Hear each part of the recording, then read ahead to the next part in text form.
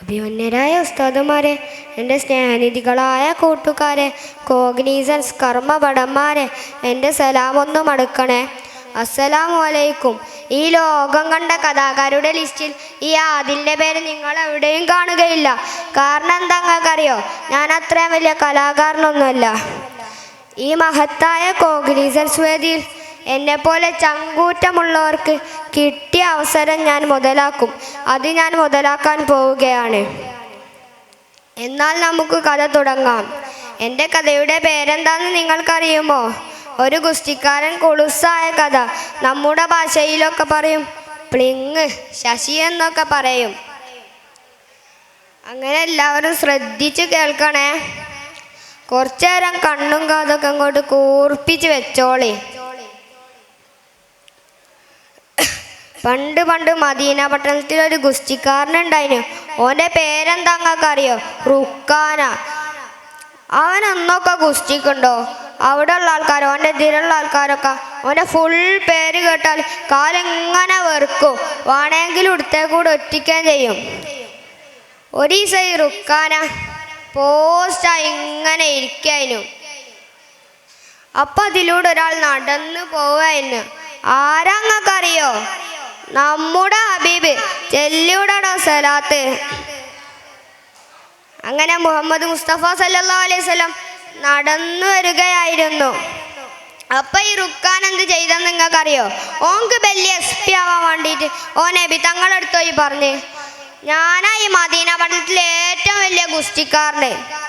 എൻ്റെ പേരെന്താ നിങ്ങൾക്കറിയോ? റുക്കാന. ഇത്ര പറഞ്ഞിട്ട് നബി തങ്ങൾക്ക് ഒരു പേടിയും കൂസലും ഇല്ല. അപ്പൊ ഈ റുക്കാൻ എന്ത് പറഞ്ഞു നിങ്ങൾക്കറിയോ? നിങ്ങളിൻ്റെ അപ്പുറം ഗുസ്തിക്കുണ്ടോ?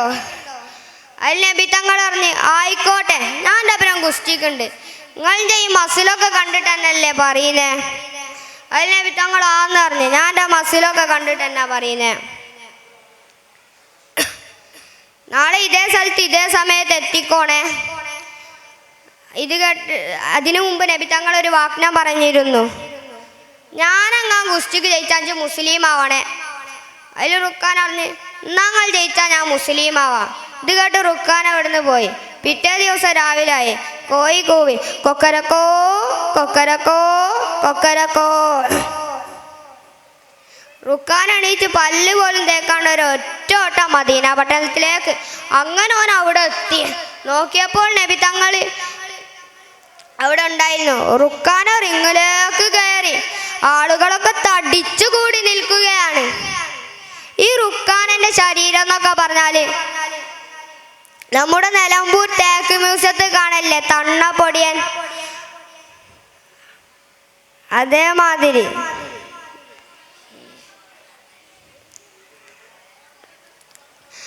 അങ്ങനെ ഒന്നാം ബെല്ലടിച്ചു. ടിം ടിം ടിം. അങ്ങനെ റുക്കാന നബി തങ്ങളെ വട്ടം ചുറ്റാൻ തുടങ്ങി. ഒരൊറ്റ വീശൽ.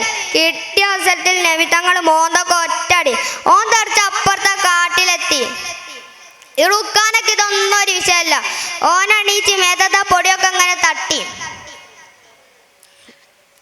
അങ്ങനെ എന്താക്കി, രണ്ടാം ഘട്ടത്തിൽ നോക്കാറിന് റിങ്ങിലേക്ക് കയറി.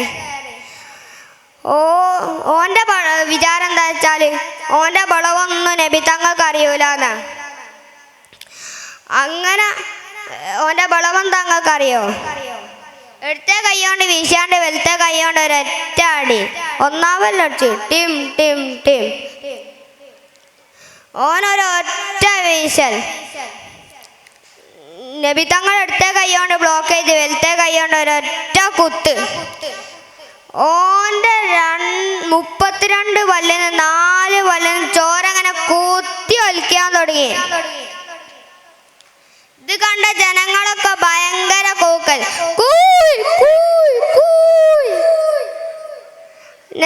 റുക്കാന വിലയൊക്കെ മുമ്പിൽ ആകെ വസളായി.